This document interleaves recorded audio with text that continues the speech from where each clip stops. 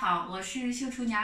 今天我用小金桔给大家做一道止咳化痰的小零食，一起来看看它的做法吧。在清洗小金桔的时候，我们用一些淡盐水先把它给浸泡30分钟。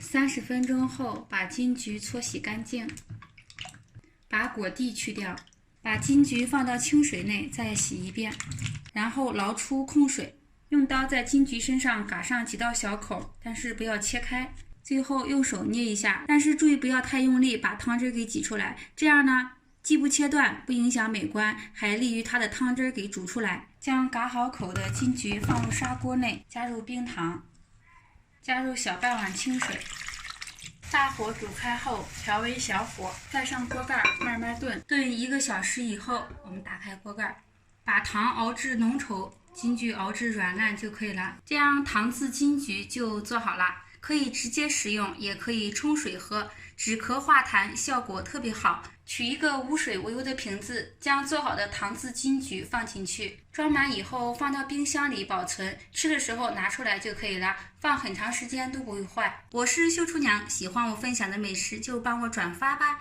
谢谢大家，明天见。